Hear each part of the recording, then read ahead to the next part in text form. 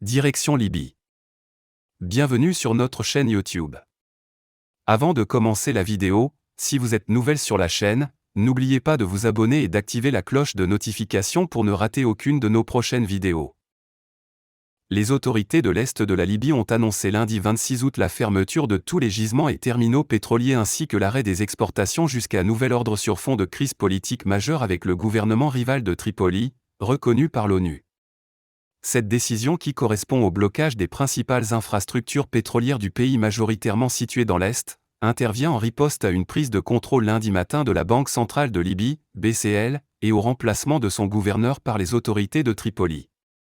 La BCL centralise les recettes des exportations d'hydrocarbures et gère le budget de l'État qui est ensuite redistribué entre les différentes régions y compris l'Est. En proie au chaos depuis la chute et mort du dictateur Mouammar Kadhafi en 2011, la Libye est gouvernée par deux exécutifs rivaux, le gouvernement d'union nationale d'Abdelhamid Dbeiba installé à l'ouest et reconnu par l'ONU, et l'autre dans l'est, soutenu par le puissant maréchal Khalifa Haftar. Le gouverneur de la BCL Sedi El-Kébir était critiqué dernièrement par l'entourage de M. Dbeiba pour sa gestion des ressources de l'État et de la manne pétrolière.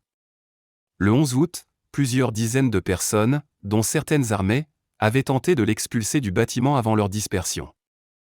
Une semaine plus tard, le directeur informatique de la BCL avait été brièvement enlevé.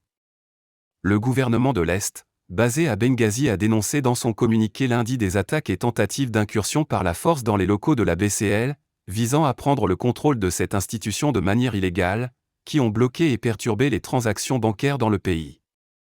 L'exécutif de l'Est a également déclaré l'état de force majeure sur les champs et ports pétroliers, ce qui a entraîné leur fermeture, une décision qui est normalement du ressort de la Compagnie nationale de pétrole, NOC.